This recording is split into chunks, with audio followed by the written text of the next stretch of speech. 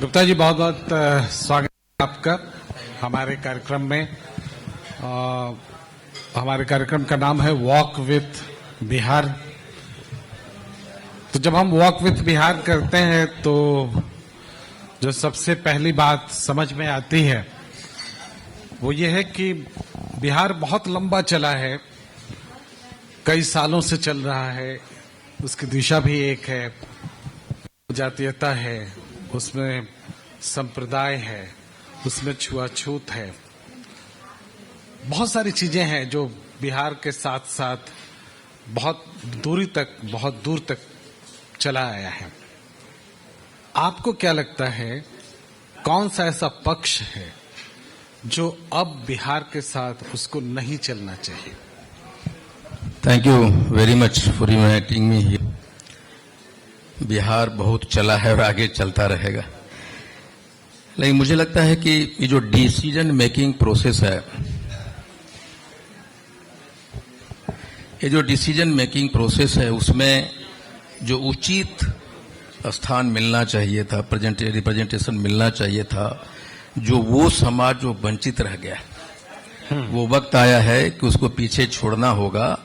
और आईपी गुप्ता जैसे लोगों को, या हम जैसे लोग जो स्ट्रगल कर रहे हैं पिछले, जब से बिहार बना है तब से बिहार चल रहा है, लेकिन हम जैसे लोग छूटते चले गए। और मुझे लगता है कि अब ये वक्त आ गया कि हम जैसे लोगों को साथ लेके चलने की परंपरा होनी चाहिए। और जो चंद लोग पूरे बिहार को चला रहे हैं उनको थोड़ा सा आराम दीजिए, हम जैसे लोगों को साथ लेके चलिए। आपकी दिशा जिस ओर जा रही है, हम उससे थोड़ा सा बिहार को जब भी अलग करने की कोशिश करते हैं। आप बिहार से बाहर, चूंकि आप भी बैकग्राउंड से बिहार, आपका जो कर्म क्षेत्र है बिहार से बाहर भी है, तो बाहर जाने पर जब बिहार की बात होती है तो तुरंत कास्ट की बात होने लगती है, तुरंत इस तरह की बात होने लगती है जैसे कास्ट के नाम पे कुछ एनार्की सी है यहाँ पे। तो अगर हम किसी भी वजह से किसी कास्ट विशेष की बात करेंगे, अगर हम किसी भी वजह से कास्ट लाइन खींचेंगे, तो क्या सामाजिक विभेद पैदा नहीं होगा? नहीं, हमें लगता है कि भारतीय संस्कृति या परंपराओं को देखें, जब से बना है भारत, उस समय से कास्ट है। आप जैसे लोग, हम जैसे लोग जब डिस्कशन करते हैं, खासकर पत्रकार लोग, तो पत्रकार लोग बड़े शान से बोलते हैं कि राष्ट्रपति अनुसूचित जाति से बना है। ये लाइन क्यों लेते हैं? राष्ट्रपति आदिवासी से बना है।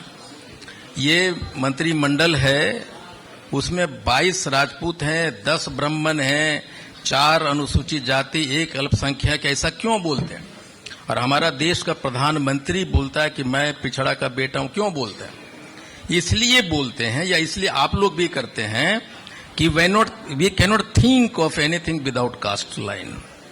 आप जरा समझिए, एक बात बताइए, अभी जो भी सीट डिस्ट्रीब्यूशन होगा, या फिर हम जैसे लोगों की आज जो चर्चा हो रहा है राजनीति में, क्यों हो रहे हैं? Because I represent a caste. आप मान लीजिए क्या कर रहे हैं, 50 वर्षों से रामविलास पासवान जी राजनीति किए, किस कास्ट को रिप्रेजेंटेशन दे रहे थे। आज मायावती, कांसीराम किसको कर रहे थे? आप चले जाइए सपा, ये राजद, ये इवन नीतीश कुमार जी किस कास्ट लेके चल रहे हैं भाई? You cannot think without any caste in politics in India itself. आप और आगे चलिए, आप कह सकते हैं कि 2 पार्टी कास्ट लाइन से ऊपर है, कांग्रेस और भाजपा का नाम आप ले सकते हैं। लेकिन आप वो जो अध्यक्ष बना रही है भाजपा या राजद या कांग्रेस, या मुख्यमंत्री बना रही है, क्या किसी एक विशेष जाति को देख के नहीं बना रही? उसका रिप्रेजेंटेशन उस स्टेट में बहुत ज्यादा है। हाउ कैन यू से? आप सिर्फ आईपी गुप्ता टारगेट नहीं कर सकते मीडिया कि आई एम नॉट डूइंग कैस्टिज्म। नहीं, किसी एक को टारगेट करने की बात नहीं। मैं उसी का उपज हूं जी, मैं उसका मेरे ऊपर बिल्कुल नॉर्मल ये इल्जाम अभी आज की डेट में लगता है कि मैं जातिवाद कर रहा हूं। लेकिन जाति के हक के लिए लड़ना, आप 75 बरस से, ठीक है, तो मुझे मेरा वोट क्यों ले रहे हो भाई आप? नहीं, अगर आपने 78 वर्षों से मेरा वोट लिया है और वो उन जातियों को रिप्रेजेंटेशन दिया है मेरा वोट लेके, तो why you have left us behind. अच्छा, आपने कभी आकलन किया है कि जो आवास योजना है, जो राशन देने की योजना है, जो बाकी चीजें हैं, सरकारी योजनाएं चल रही हैं अभी, वो आपके समाज को नहीं मिला, दूसरे समाज को मिल गया, ऐसा कभी हुआ है? ये जो नेरेटिव है ना सरकार की, I don't by this narratives. वो सारे जो स्कीम है क्या किसी जाति विशेष के लिए चलता है क्या? इफ यू आर एलिजिबल आपको मिलेगा। ये नेरेटिव बड़ा लाभार्थी का नेरेटिव नरेंद्र मोदी सरकार ने निकाला है कि हम रोड बना रहे हैं, तो क्या उस सभी जातियों उस पर नहीं चलेगा? आप रोड बना रहे हैं, आप इंजीनियर बना रहे हैं, आप डॉक्टर बना रहे हैं, आप यहां क्यों नहीं बिठा रहे हैं जहां से हम पॉलिसी बनाते हैं? आप बड़ा आसानी से कहते हैं कि हम रोड बना रहे हैं, उस पे आईपी गुप्ता चलता है, आप चलते हैं, दुनिया भी चलती है। ये कौन बड़ा बात है यार? रोड बनाने का जो डिसीजन लेता है, आप वहां क्यों आईपी गुप्ता को नहीं बिठा रहे? आप अन्य जो पिछड़ी जातियां वंचित उनको क्यों नहीं बनाने के लिए दे रहे हैं भाई? ये अब यहां पर आप वही सवाल खड़ा कर रहे हैं जो राहुल गांधी सवाल खड़ा कर रहे हैं। भाई इसमें कितने आईएएस हैं, कितने आईपीएस हैं, वो नीति निर्धारक नहीं है, तो फिर आईपी गुप्ता और राहुल गांधी के सवाल में अंतर कहाँ है? नहीं, बात राहुल गांधी और आईपी गुप्ता के सवालों का नहीं है, वो सवाल सही है कि नहीं है, कौन उठा रहा है, दैट हार्डली मैटर्स। आपको उठाना चाहिए था। तो आप यहाँ पर समर्थक हैं बिल्कुल। राहुल गांधी जी ने जिन जिन सवालों को उठाया है, क्या नरेंद्र मोदी जी की सरकार ने उसको इंडोर्स नहीं किया? नरेंद्र मोदी जी सरकार तो हमेशा जातिगत सर्वे का विरोध करती थी, बिहार में भी राहुल गांधी ने उठाया, तो उन्होंने क्यों कर दिया भाई? जातिगत सर्वे का घोषणा क्यों किया? सिंपली बिकॉज नरेंद्र मोदी की सरकार ने इंडोर्स किया है राहुल गांधी के उन विचारों को, उन सारी चीजों को आप ले लीजिए। जिन जिन बात को राहुल जी ने उठाया है, नरेंद्र मोदी जी ने उसको रिप्लिकेट किया, बनाया है स्कीम। इसका मतलब क्या होता है कि राहुल गांधी सही थे और भाजपा की सरकार उसको इंडोर्स कर रही है।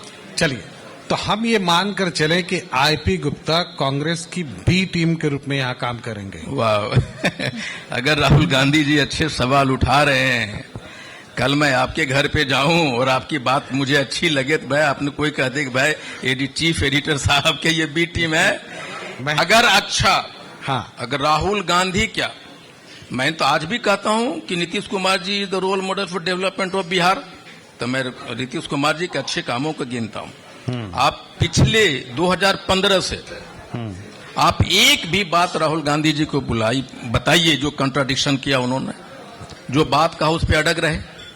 अगर राहुल गांधी जो बात कहते हैं अगर वो सही है, उसका अगर इंडोर्स करना आईपी गुप्ता को लगता है कि बी टीम है, तो I am the B team of Congress. अच्छा, राहुल गांधी तो ये भी कहते हैं कि वोट काट दिए जा रहे हैं, वोट चोरी हो रही है। देखिए एक बात बताऊं, उन्होंने तो प्रमाण दिया है ना, आप चुनाव आयोग उसको काट दे उस प्रमाण को।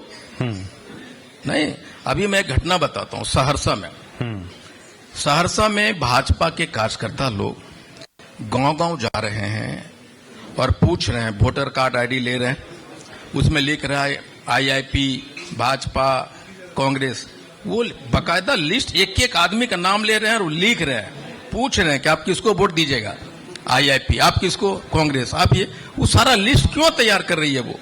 नहीं, अब चूंकि इसका जवाब देने के लिए फिर हमको बीजेपी की तरफ जाना पड़ेगा। हम सिर्फ इतना बताना चाह रहे हैं, हम जो सवाल आपसे करना चाह रहे हैं, आप जिस पीढ़ी की राजनीति करने उतरे हैं, क्या उसके पास अभी भी वही सवाल है, वही परंपरागत मुद्दे हैं, या बिहार के लिए जो हमारा ये है वॉक विथ बिहार, क्या बिहार इससे इतर कुछ नहीं सोच रहा है? नहीं, मैं बता लूं कि आज के जो नौजवान है वो पुरानी घिसी पिटी राजनीति का इंडोर्समेंट नहीं करता है। अगर आप देखें, अभी मैं बड़े नेता का सुन रहा था, ये जो तख्ता पलट हो रहा है बांग्लादेश में, नेपाल में, श्रीलंका में, वो पुरानी राजनीति का रिजल्ट नहीं है। पुरानी राजनीति के जो लोग करते थे, किताबों में पढ़ते थे, टीवी में कुछ न्यूज चलता था। आप उसके समर्थक हैं जिस तरह से तख्ता पलट हो रहा है? नहीं, मैं तरीका का पसंद नहीं है मुझे तरीका पसंद नहीं है, लेकिन हमें तो सबक लेना चाहिए। आप सबक तो लेना चाहिए हमें, आपको, सबको। I don't endorse the way they have did it, but I certainly endorse the couch, जिसके लिए वो लोग सड़क पे उतरे। एक बात और समझिए, जब मॉब सड़क पे उतरती है ना, तो mob does not have any mood, उसका इंस्टेंट मूड होता है। एक आदमी का मूड हो सकता है और वो मूड इमीडिएटली कन्वर्ट हो जाता है मॉब का। तो they don't, mob does not plan to do anything. एक आदमी आए रे ढेला मारो, मारना चालू कर देता है। तो mob does not have the mood. आप जितने मासूमियत बता रहे हैं उन आंदोलनकारियों के बीच में, वो बड़े मासूम चेहरे घरों को जला देते हैं, बड़े प्रधानमंत्री के घर में घुस जाते हैं, उनके कपड़े निकाल कर बाहर फहराते हैं, इतनी मासूमियत नहीं है। नहीं, अब मैं एक बता दूं आपको, ये वही मासूम है जिसके आपने पैसे लूट के विदेशों में भेजा है। ये वही मासूम है जो आपको वोट देते हैं। ये वही मासूम है जिसकी बच्चियों को रेप किया जाता है और आप एक फोन करते हैं कि उनके रेपिस्ट को थाना में एफआईआर नहीं होता है। आप समझ लीजिए, जब सीधे साधे लोग सड़क पे उतरते हैं तो सत्ता हिलती है।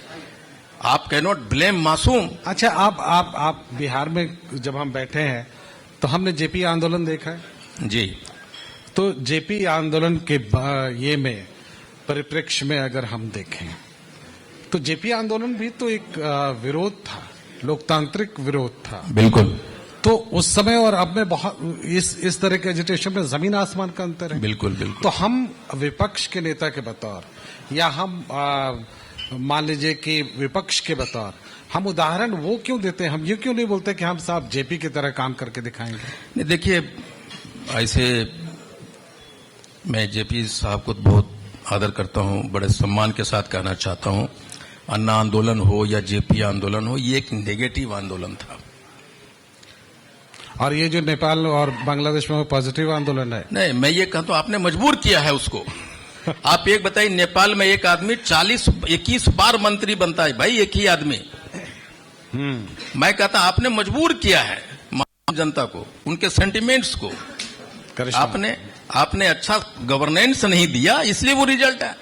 बट ये जो एक छोटा देश है नेपाल, एक छोटा देश है बांग्लादेश, ये छोटा देश है श्रीलंका, वहां हो सकता है ये सारी चीजें संभव है, लेकिन इंडिया चूंकि बहुत विशाल है, यहाँ बिल्कुल ये संभव नहीं है।